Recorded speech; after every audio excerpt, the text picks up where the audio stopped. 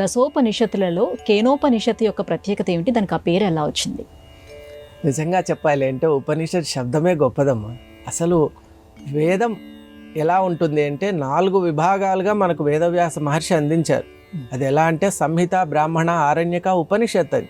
ఉపనిషత్తు అంత్య భాగంలో ఉండటం వల్ల దాన్ని వేదాంతం అనే పిలవటం. ఇప్పుడు ఉపనిషత్తులే వేదాంతం.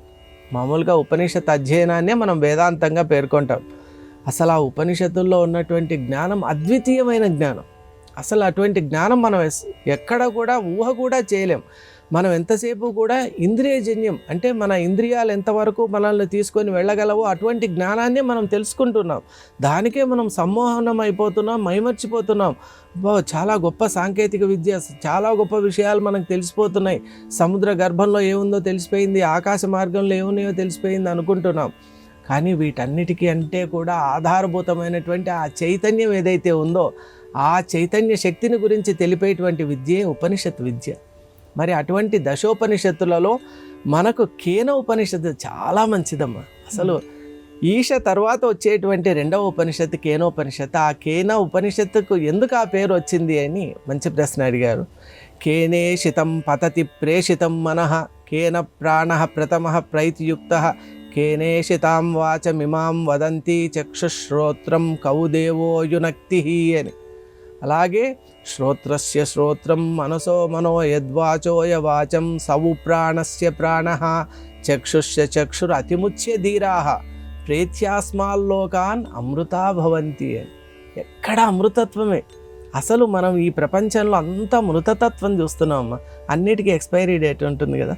ఇంత పరిమిత కాలం మందులు తీసుకున్నా, విషయాలు తీసుకున్నా, శరీరాలు తీసుకున్నా అన్నిటికీ ఒక సమయం ఉంటుంది. పరిమిత సమయం వరకే ఉంటాయి. అసలు అటువంటి ఒక అవాంతరం లేకుండా, ఒక మితి పరిమితి లేకుండా అనంతంగా ఉంటూ అమృత స్వరూపంగా ఉంటూ ఉండేటువంటి ఆ తత్వం ఏదైతే ఉందో, ఆ చైతన్యం ఏదైతే ఉందో దాన్ని గురించి మనకు ఇక్కడ కేన అనే శబ్దం, కేనేషితం ప్రేషితం మనః అంటే దీనివల్ల ఈ యొక్క ప్రాణాలు కదులుతున్నాయి, చక్షువు చూస్తోంది, అలాగే శ్రవణం చేయగలుగుతున్నాం, ఇంద్రియాలు పనిచేయగలుగుతున్నాయి. మహర్షి ఎలా ఆలోచిస్తున్నాడు చూడండి. మామూలుగా మనం మాట్లాడుతూ వింటూ అన్నీ చేస్తుంటాం, కానీ మహర్షి అలా లేడు, సూక్ష్మంగా ఉంటాడు. కాబట్టి ఈ ప్రాణాలు ఏ శక్తి వల్ల స్పందిస్తున్నాయి, ఏ శక్తి వల్ల మనం చూడగలుగుతున్నాం. అదే మృతప్రాయమైనటువంటి దేహం అక్కడ ఉంటుంది, దానిలో అన్ని ఇంద్రియాలు ఉంటాయి, కానీ అవి పనిచేయటం.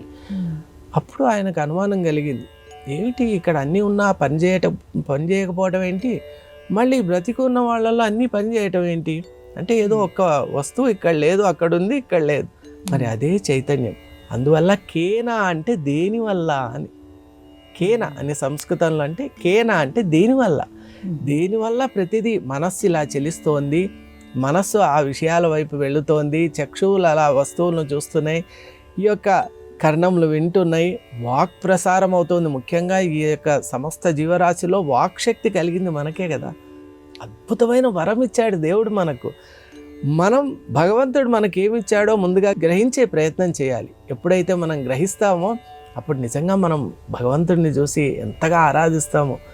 కళ్ళు, చెవులు, వాక్ ఇంద్రియం, అలాగే మనకు ప్రాణశక్తి, స్పందశక్తి ఇవన్నీ కూడా ఇచ్చినటువంటి ఆ భగవంతుడిని మనం తలుచుకోకుండా, స్మరించకుండా ఎలా ఉండగలం?